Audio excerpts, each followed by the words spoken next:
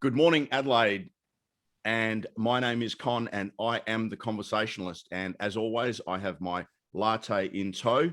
My guest this morning is Nathan Bolton.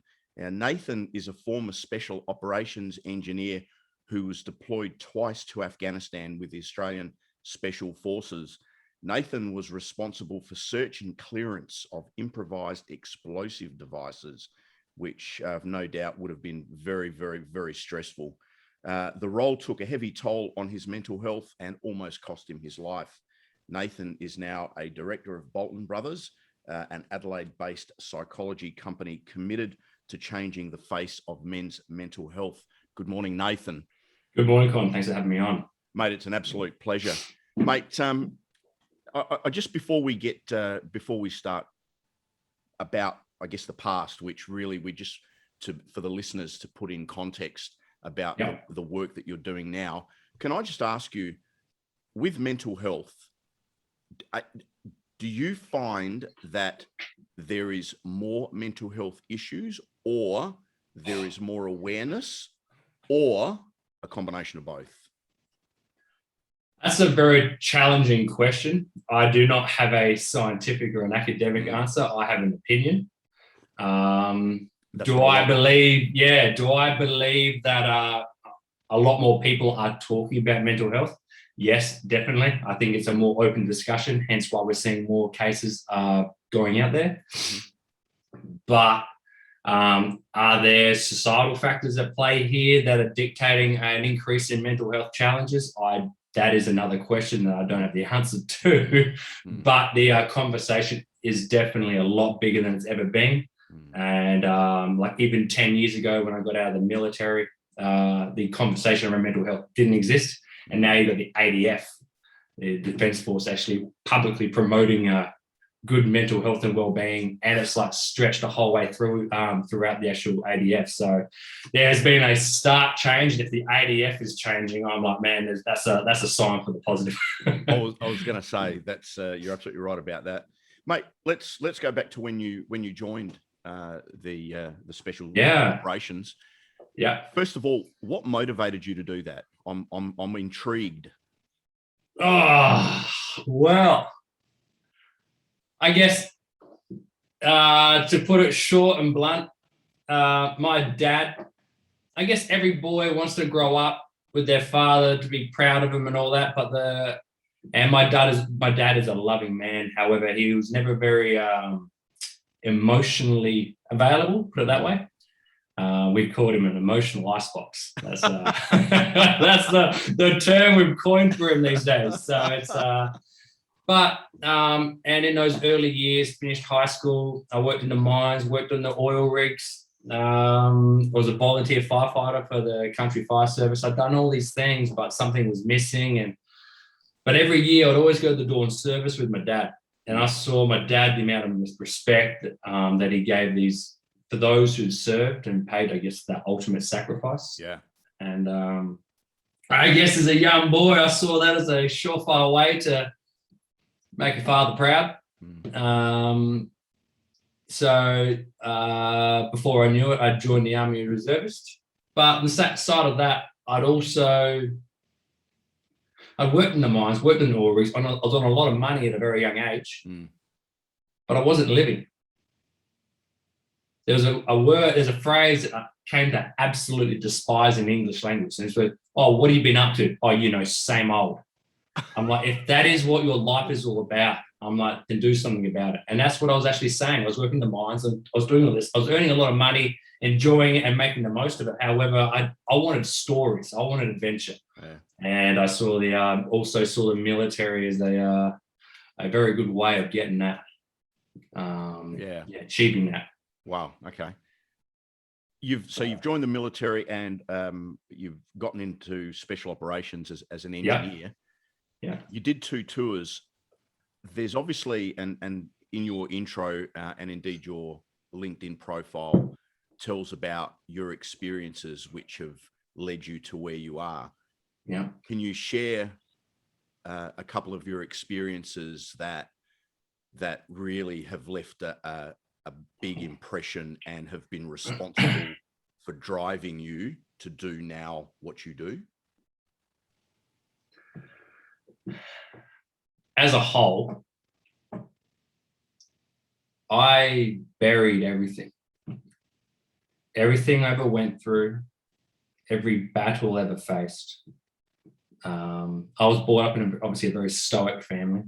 So talking about your weaknesses, your failures, your mistakes, it wasn't a part of our common language. And so when I started facing and when life started throwing haymakers at me, I had one course of action, which was, well, just hold on to a bottle and bury it as deep as you can.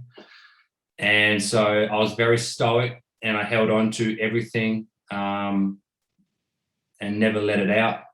However, there were a couple incidences that I wish in hindsight I made peace with earlier, how my life could have been very different now. But hey, you only get one chance, and these are the cards that I'm dealt. And I play the hand that I've got the best I can. But yeah, one of them was I was blown up twice. My vehicle exploded, hit an IED, one of those roadside bombs everyone hears about. It's chaos. I was standing next to another one when that hit an IED. I've had RPGs fly meters over my head and straight past that chopper. But yeah, been gunfights, the whole works, been pinned down. But it was the night I found myself having to clear this old Russian fighting pit, this old trench system on top of a hill, where I was given an intelligence briefing saying, Nathan, we know there's bombs in that trench, and we know that the enemy know our procedures, how we look for these bombs. So you're about to use a metal detector to find bombs that have no metal in them. Yeah, that was welcome to the worst night of my life, where end up I was on my guts, laying down, and the ground like snap frozen. It was about 2 a.m. Everything's night vision, so shades of green and black. About -10, and I was hacking through the ice with my little IED hunting tool, Bunnings special. Who needs military issued equipment when you go to Bunnings and buy your local garden rake? Bomb hunting tool of choice, I can tell you. And that's probably my most prized possession I've got to this day. But literally banging through, and this big chunk of ice broke free, dirty ice and dirt broke free, moved back, and suddenly a package the size of a tissue box came flying out of the wall about a meter in front of me and landed right in front of my face. And instantly I knew what I'd done. Committed the biggest sin in dealing with these bombs and disturbed it. And, oh man, no training can prepare you for a moment like that. I knew. I just froze, man. And what was the outcome of that? Well, I came to like what felt like for eternity. It was more like 30 seconds or something like that. Looked at it, saw this electrical wire running out of it, and then the electrical cable was running directly underneath me. I was laying on the pressure plate on the actual switch of the bomb that would set it off, and I missed it. It was somewhere underneath me, and sheer helplessness. That was it. Way I describe it, Russian roulette gives you a 1 in 6 chance of dying. I had a 1 in 2 chance of living. Right now, I knew I was alive, but any moment now, I probably won't be. And so, literally, I made peace, accepted that this was it. I'm alive now, probably won't be in a matter of seconds to minutes, and managed to work out a plan of attack, realized the most likely place where they put the switch is centralized, and so I braced myself as wide as I can, did some sort of funky planking push-up, turned around, found 5 commandos sitting directly behind me, completely oblivious to what was actually transpiring. Yeah. I was like, dude, I'm laying on an IED, get out. And they got it. Once they were clear, then I jumped out. Next morning, uncovered it. Turns out the switch was underneath my chest.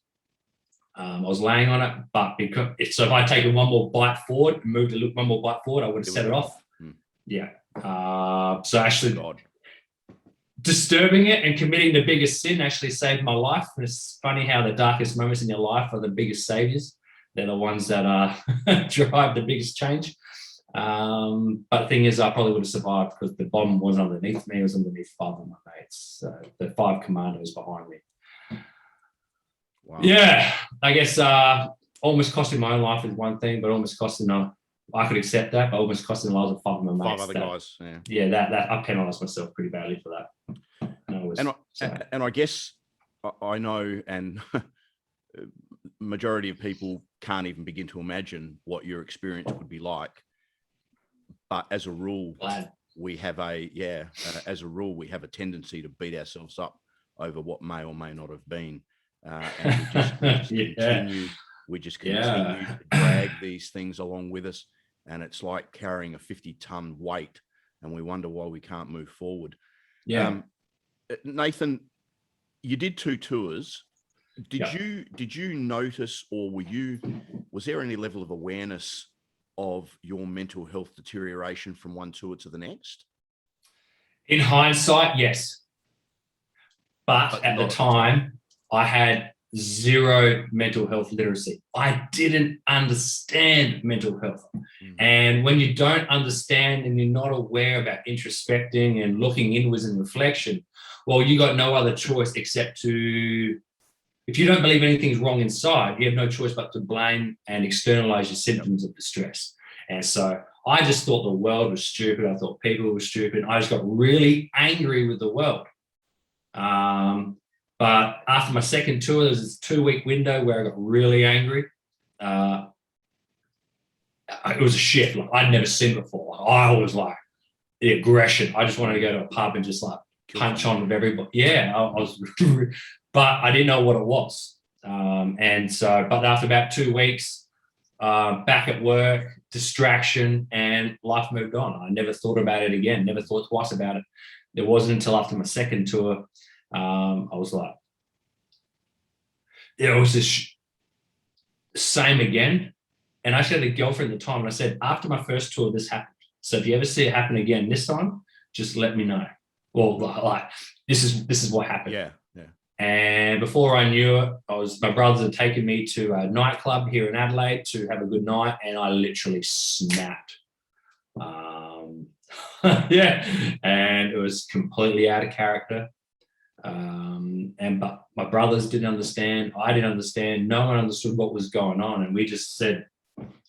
My brothers actually said, "Oh, go back to Sydney. You don't even belong here with us anymore." Don't take it out of context, because in the end, like I was very angry, and I was just and they believed they'd failed to take me out and have a good night.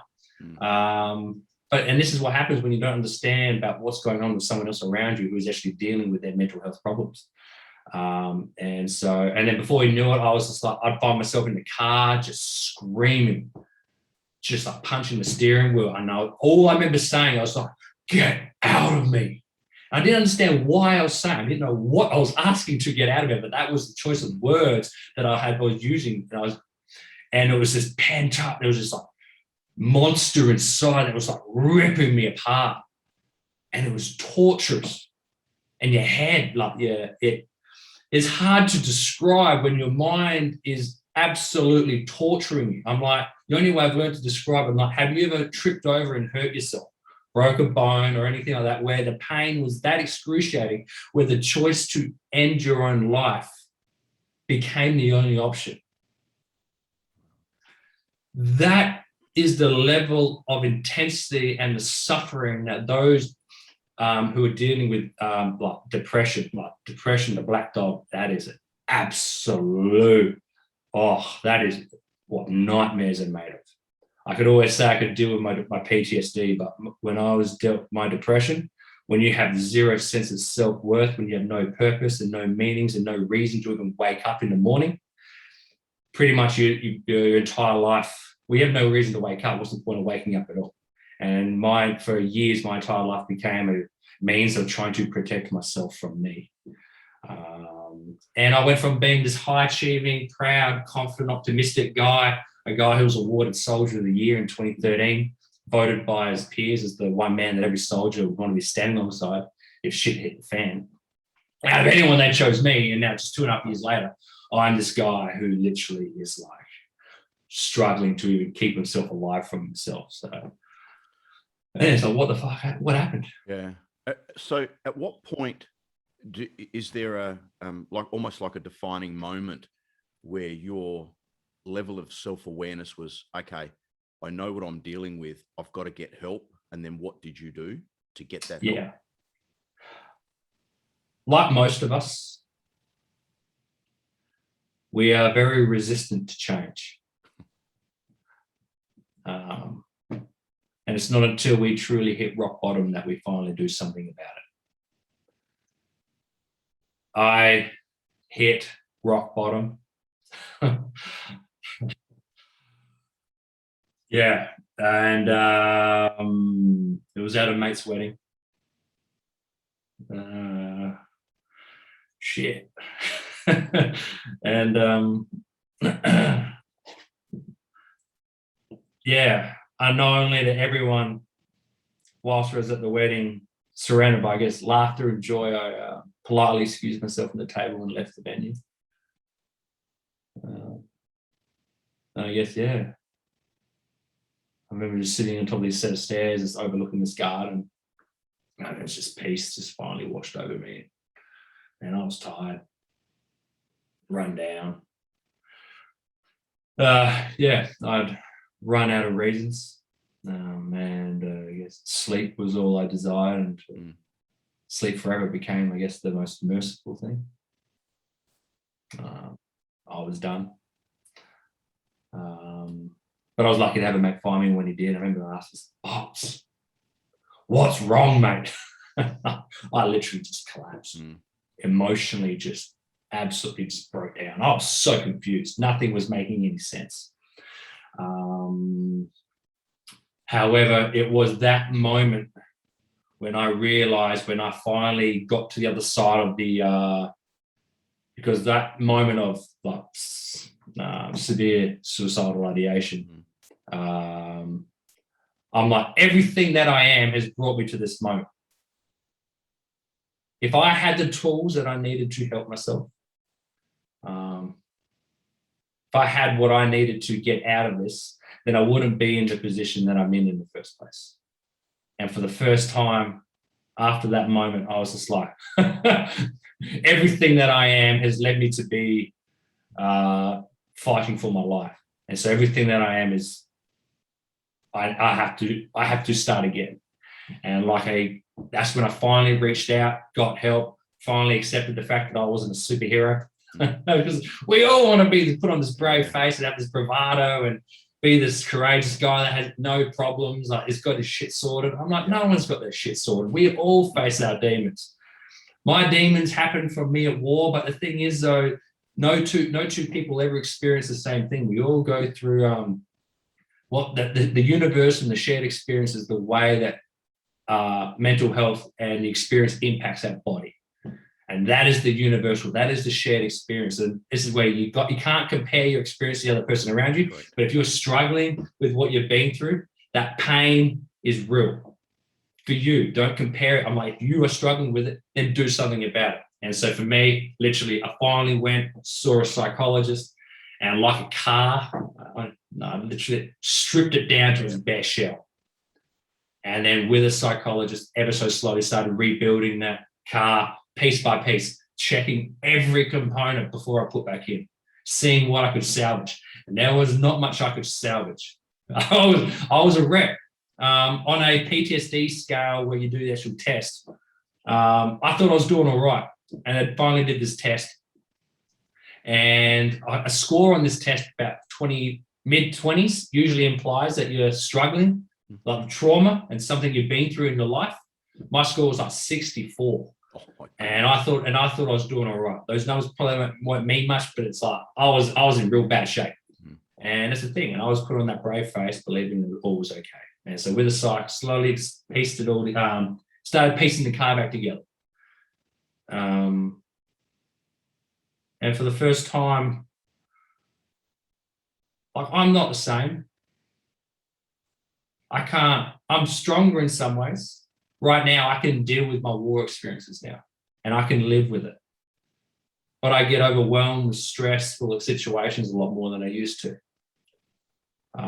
I'm stronger in some ways. I'm more fragile in others. But for the first time, I'm it's like a beach ball in the ocean. And for years, picture that beach ball was my trauma. That was my pain. That was my challenge. And I spent every ounce of energy sitting on top of that beach ball trying to hold it underwater. And it is exhausting. Yeah. And finally, after years and years and years, with the support of a psychologist, I finally got off the ball and allowed it to be a part of my life. What is done is done. You can't change where you've been, but you don't have to fight it. And for years, I spent fighting my past, trying to bury and hold it on. And I finally learned to accept it, acknowledge it, and allow it to be a part of me, but no longer define me. I guess that's the only real way I know how to describe it. There was a really interesting point that you've just made. And one of the things, again, you know, we've all got phrases, as you said, that you absolutely hate. And one of my absolute pet hates is get over it. You just don't get over it. No. And as you said, different things affect different people in different ways. It's not one size fits all. Absolutely not.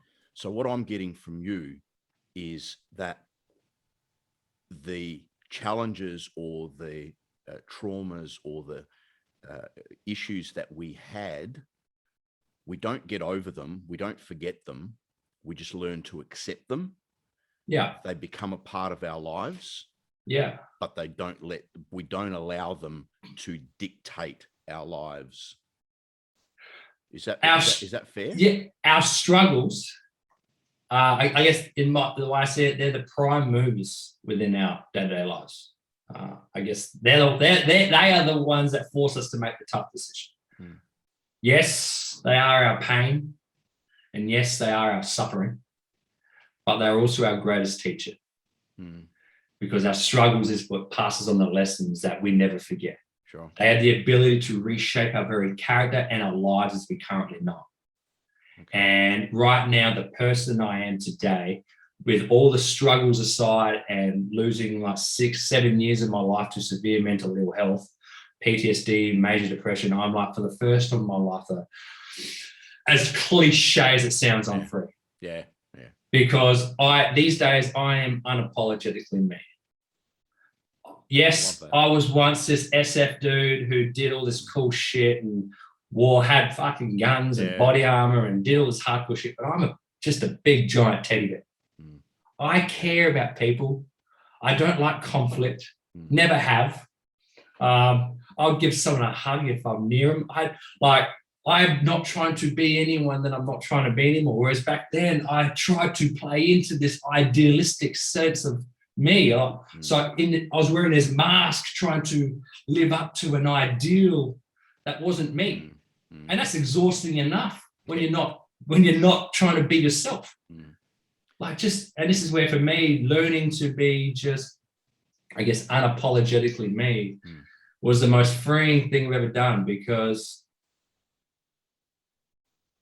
I guess you don't spend your days, I don't know. You do whatever you want to do now, regardless of what other people may judge you for. Opinions or judgments, yeah.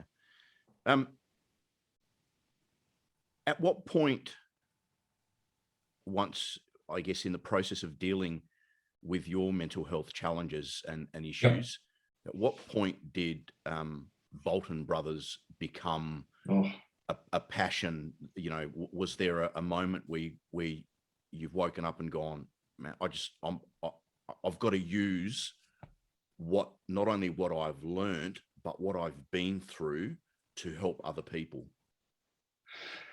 When I needed it most, there was no one there. Wow. And no one who I could look up to and go, yeah, you'd get me. I'm like, if you're having this conversation, then, man, I can have this conversation. And the way I see it, I look at wisdom, mixing obviously knowledge with experience. I'm like, what's the point of going through all this pain and going through this period, learning how to communicate it, learning how to share it, and having the willingness and the courage to share and be open and be vulnerable. I'm like, if I'm not willing to pass on what I've learned, then I guess everything I've been through is in vain. What's the point of burying knowledge or anything that you've learned in life if it's just going to die with you? And so for me, I guess I find peace, purpose in trying to stop others making the same mistakes as I did. And hence where Bolton Brothers was born. It started out of, we're a men's mental health company. Started out of I started public speaking, which that was in itself. Wow. I got called up by my old school back in 2015. They're like, Nathan, we want you to come in and just do a young house dinner, do one of a house dinner thing, and just share your experiences and what you learned with the boys. Little did I know what that was about to unleash. And I had 30 minutes to talk. I was up there for an hour and 10. Absolutely. I actually ran into some of those kids like 2 weeks ago, and they were like, to this day, that speech was still the most intense. Like, you changed my life that day. And these are kids. I look it back and I'm like, oh my God, like, that shit was hardcore. Like, some of my opening lines, like I accidentally potentially almost traumatized my audience because I didn't believe that what I'd been through was worthy of the way that I was feeling. And I was like, I hadn't been through enough to justify why my life was like this. And so in order to justify it to everyone else and make me at peace, telling everyone, I'd give them everything, and every darkest moment that I'd been through, I just threw it at them. I'm like, what I'm telling you is credible. And only now to look back and go, man, like, I feel so sorry for those first 3 talks. I'm like, what did I do? But it made a drastic impact. And still, those kids said, because I've heard 2 of my talks now, like that first one, hands down, like, was intense, but yeah, that was the one that really changed my life. And so from that, I then found myself being appointed in councils and committees on like the South Australian Premier's Council on suicide prevention. Wow. Trying to support those who are, I guess, driving policy and change. Wellbeing SA, their advisory committee for mental health. And from that, Bolton Brothers was established with my brother Daniel, because my brother Daniel has his own story. Like, man, that dude's done his own thing. I'm like, he got contracted to, like, great footballer, then contracted to the WWE. Do you know, like, fake wrestling? Like the Rock, where he was, he got, it was over in Tampa, Florida, wrestling for the WWE. Mark swum. Mark Sandico actually told me about your brother. It's an intense unit. Yeah. I'm looking for an introduction because I want to talk to him as well. Oh, Dad, you won't get him on the blog. I can tell you that much. He's just one of those guys. He's very private. No, he doesn't really. Unfortunately, we have all been trying to get him out there to talk about it. And it's funny because I'm like, he's there. He runs Bolton Brothers with me, but he won't talk about his own stuff. And it's but the reality is some people can and some people won't. That's just the thing. So, but he got caught up in a political shitstorm when he was over there and came home and now studies psychology. And together we established Bolton Brothers, the psychology practice, and to give men a safe space where they feel comfortable and confident knowing that their needs are going to be met. Because in my opinion, psychology needs to change. You need to redefine what psychology means. For so long, psychology has always been about fixing what is broken. You don't have to see a psychologist to fix what is broken. You can make what is good better. And that's where there's a whole other arm of psychology, which is around positive psychology and actually living a better life. But so everyone believes right now psychology is all about pretty much fixing people once they've hit rock bottom. Why do you have to hit rock bottom in order to start being fixed? And that's where I do everything I can to stop people getting, like for me, the metaphor, the analogy where people, for every person who's standing at the edge of the cliff, there's about 30 people following and walking in towards it. I do everything I can to stop people from getting to the edge of the cliff and try to catch them back where they're a bit in a safer spot, but then try to create that element of change before they get hit rock bottom and try to move rock bottom back a little bit so they don't have, greater chance of, jumping off the cliff. Yeah, or not or jumping. Not, so yeah, not jumping. Not jumping. Yeah, so, not jumping off. With your the work with Bolton Brothers, are you seeing a I hate to generalize, but are you seeing a particular demographic? Are you seeing consistent themes or not? Or is it everyone is just so completely different, whether it's trauma as a result of relationships, work stresses, because at the end of the day, I mean, we live in a society where stress is it's the number one challenge for people. Everyone, you talk to people and say, "Oh, geez, I'm so stressed. I'm so stressed." So, is there a particular demographic or particular thing that you see? I just want to say, stress is so toxic, and people blow stress up. Oh, I'm just stressed out, or oh no, it's not stress. It's just I just got a lot on my plate. I don't care however you want to word it. Stress is stress in the end, and the reality it's impacting your body and everything about you, it is absolutely toxic in what it actually does to you. But the demographic that we've actually hit a very broad demographic. I think, we've got all different age groups, everyone coming in, and the reality is, I think more people are talking about mental health than ever before. Absolutely. But the problem is also more people, especially males, more men are taking their own life than ever before. And so there's obviously something wrong. And a lot of that comes down to, because traditional psychology is all about emotion-based therapy. And for a lot of guys, that is like, that's the end point. That's the end of the runway. That's the end of the finish line. A lot of guys, to start off with, they know how to talk about behaviors, goals. They love to talk about problem solving. And this is where psychology needs to shift its focus and actually become a client-centered approach rather than a clinician-centered approach. A clinician, everyone will always play to their strengths.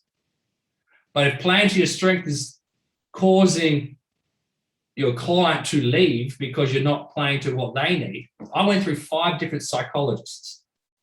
Wow. And my first one literally told me that I was bipolar. I think he knew I was in the army. And this was my first introduction to psychology. And I was like, what a stupid profession. And by 2015, 2016, I absolutely despised the field of psychology. Hated it.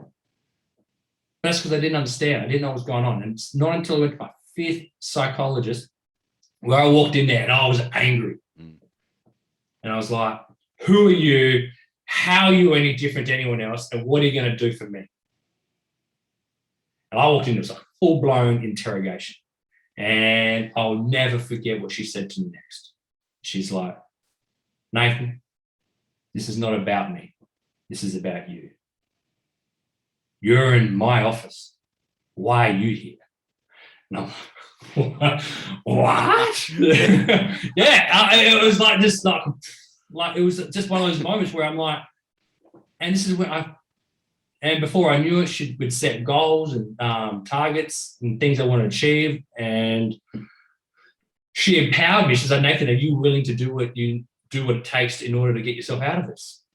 And then I was like, man, this chick is challenging me. Like, she's like daring me in. And then suddenly I felt empowered. I was a part of the very treatment to help myself get out of it. And this is where I realized now, I'm like, I didn't understand psychology. I didn't understand that it was all about me. The only person who can solve my problems is me. I thought they're meant to be fixing me. They're going to do nothing. They're like Yoda is to Luke Skywalker. They're a guide. They pass on information, but most importantly, perspective. They listen to what you say, and they offer you a different perspective through the lens of a lot of research and a lot of academia that enables them to give them a very great means of passing on a sound advice. But in the end, they can only guide you. Go, oh, have you seen it this way? Have you seen it from this way? What you're telling me is this. Am I making any sense? And that's the questions that they ask. And then you yourself have to take the information on board and then do what you need to do back in your own life to start implementing a lot of it. In my early days, I had to be, my thoughts, I was so negative. Everything I saw was negative. I always saw the failure. I always saw wrongdoing. I was completely biased to the negativity. And she's like, yeah. I remember I had to write that Russian fighting pit story out in words. I did not want to do it. And in that entire thing, I wrote 2 words in there. And for the next, after I read it back to her in my session, she's like, she picked me apart on these 2 words. Something about me being a cog in a big machine. And I had to spend 40 minutes justifying why I used that phrase. But little did I know at the time is that I'd thrown that phrase in there, which is making me be very, like, it's removing any value or any power that I have. But I just threw it in there because I just thought it was just part of the language. It just sounded good. But you are what you think. Was it Sun Tzu, whatever it is? What we think we become. What's your thoughts? They become words. Your words become habits. Habits become character. Character becomes your destiny. Like in the end, who you are and what you do in the end and who you become starts with the way you're thinking. And if your thinking pattern is negative, then who you're going to become and the destiny and where you're going to end up is going to be negative. There was a great quote that I heard recently. Like in the end, there's 2 wolves fighting. One of the wolves is dark and darkness and despair. The other wolf is hope and light. Who wins? And the answer, the one you feed. The one you feed the most. And that's what I was like, oh my God, boom. I'm like, but I'm like, and that is such an impact on all of life. That is the essence of it all. And if you're stuck in a negative thought cycle, the whole point of going to psychology is to break and challenge those thoughts, get yourself out of that rut and try to change the way that you're thinking. And it's slow. It took me 6 years to get to where I am today. And that came from psychology and a lot of self-growth and self-development, learning, reading, and better understanding, because in the end, you can't change what you don't understand. So take it out of yourself to actually be proactive in your own recovery and realize that, man, if I'm an ordinary dude, and if I got out of it, anyone can. Yeah. So, yeah. Nathan, I could talk to you for days, but I know you've got things to do. What I'd like is, sure. People out there who, whether it's men or women, what, I guess, take away, if you had to share one piece of advice for somebody who feels they're challenged or may feel they may be suffering from a mental health issue, what would you say to them? There is so much more to life on the other side. There is, if you're not happy with where things are right now, then do something about it. It's not going to be easy. I describe my period of recovery as torture. It was. I had to relive some of those darkest memories over and over again. I had to make peace with it. I had to accept what I'd been through, things that I'd done. I had to learn that I was still a good person, although I'd done bad things. But in the end, war is war. But I suffer the same deals when it comes to relationships. Oh my God, like we all fight the same fight. We're all in this together. And that's the whole point about seeing a psychologist, is they've seen it all before as well. And so do whatever it is that you need to do in order to actually change the thing, change your own life. because in the end, the only person who's going to change it is you. And yes, it's hard work. Yeah, unfortunately, there's always we'll call it justification or excuse that looking for somebody to fix them. So was I. It's not my fault. Somebody needs to fix me. Somebody else did it. So I waited for someone to take me under their wing. Yeah. And I thought someone's just going to scoop me up and just sort out all my problems. Yeah. And I'm like, it's not going to happen. It's not going to happen. No, and accept that within yourself and go, take accountability of your own life. It's your life. Take accountability of it. And if you want to actually live a better life, then do whatever it is that you need to do in order to make that change. So, Nathan, it's been an absolute pleasure. As I said, to talk to you for days, mate. And I hope there's an opportunity for us to have another chat moving forward. Sure, mate. I wish you all the best with the work, the very, very valuable work that you are doing. If anybody is out there who is suffering any mental health, if friends, family, loved ones, please be kind and understand that they don't just get over it. We need to, the conversation is getting louder, but it needs to get much louder, and the level of awareness of mental health issues needs to be at the forefront in not only workplaces and military, but home with your family and friends. And Nathan, again, thank you very, very much. It's been an absolute pleasure. I hope you have a great day. Thanks for being on the program. Ladies and gentlemen, my name is Con and I am the Conversationalist. And until next time, bye for now.